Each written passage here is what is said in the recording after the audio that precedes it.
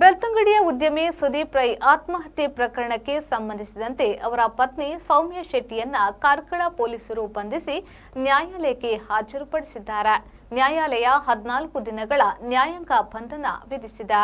ಮೂಲತಃ ಪುತ್ತೂರು ನೆಲ್ಯಾಡಿಯ ಸುದೀಪ್ ರೈ ಮತ್ತು ಕಾರ್ಕಳ ಕಜೆ ನಿವಾಸಿ ಪುತ್ತೂರು ಸಬ್ ರಿಜಿಸ್ಟರ್ ಕಚೇರಿಯ ಉದ್ಯೋಗಿ ಸೌಮ್ಯ ಶೆಟ್ಟಿ ಫೆಬ್ರವರಿ 17ರಂದು ರಿಜಿಸ್ಟರ್ ಮ್ಯಾರೇಜ್ ಆಗಿದ್ರು.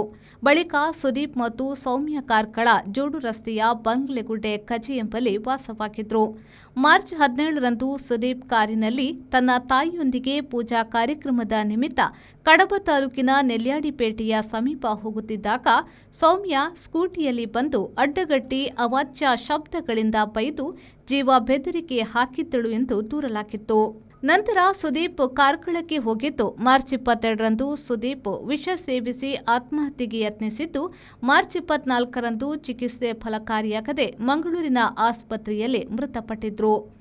ಸುದೀಪ್ಗೆ ಸೌಮ್ಯ ಮಾನಸಿಕ ಚಿತ್ರಹಿಂಸೆ ನೀಡಿ ಆತ್ಮಹತ್ಯೆಗೆ ಪ್ರಚೋದಿಸಿರುವುದಾಗಿ ಮೃತರ ತಂದೆ ದಾಮೋದರ್ ರೈ ನೀಡಿದ ದೂರಿನಂತೆ ಕಾರ್ಕಳ ನಗರ ಪೊಲೀಸ್ ಠಾಣೆಯಲ್ಲಿ ಪ್ರಕರಣ ದಾಖಲಾಗಿತ್ತು.